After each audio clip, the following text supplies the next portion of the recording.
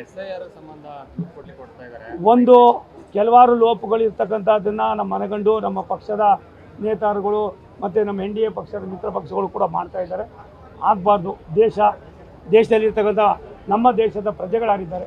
ಒಂದು ಓಟು ಕೂಡ ಅವರಿಗೆ ಮಿಸ್ ಆಗಬಾರ್ದು. ಆದರೆ ಬೇರೆ ಬೇರೆ ರಾಷ್ಟ್ರಗಳಿಂದ ಬಂದು ಸೇರಿಕೊಂಡು ನಾವು ಕೂಡ ಎಲ್ಲ ಒಂದು ಕಡೆ ಓಟನ್ನು ಇದು ಮಾಡಿ ಚಲಾವಣೆ ಮಾಡ್ತಕ್ಕಂಥ ಪಾಪದ ಕೆಲಸ ಯಾರಿಂದೂ ಕೂಡ ಆಗಬಾರ್ದು. ಅದಾಗುತ್ತೆ ಅನ್ನೋ ದೃಷ್ಟಿಯಿಂದ ಇವತ್ತು ಇಂಥ ತೀರ್ಮಾನವನ್ನು ಭಾರತ ಸರ್ಕಾರ ವಿಶೇಷವಾಗಿ ಚುನಾವಣಾ ಆಯೋಗ ಮಾಡಿದೆ. ಇದೊಂದು ಸ್ವಾಗತ ಮಾಡ್ತಕ್ಕಂಥದ್ದು. ಕರ್ನಾಟಕವು ಕೂಡ ಅದ್ರ ಜೊತೆಯಲ್ಲಿ ಕೈ ಜೋಡಿಸ್ಬೇಕು ಅಂತ ನನ್ನ ವಿನಂತಿ.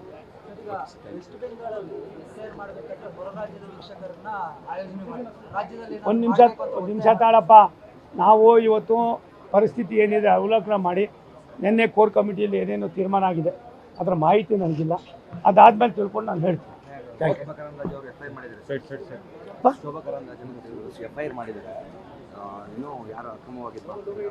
ಅಲ್ಲ ಮಾಡಿ ಅಂತ ಹೇಳಿದ್ದಾರೆ. ಯಾರು ಆ ಥರ ಅಕ್ರಮವಾಗಿ ಬರ್ತಾರೆ ಅಂತ ಅವ್ರ ಮೇಲೆ ಕಠಿಣವಾದ ಕ್ರಮ ತಗೊಳ್ಳಿ ಅಂತ ನ್ಯಾಚುರಲ್ ಅದು ಹೇಳಲೇಬೇಕಾಯ್ತದೆ. ಅದು ಹೇಳ್ತೀವಿ, ಹೇಳಲೇಬೇಕಾಯ್ತದೆ.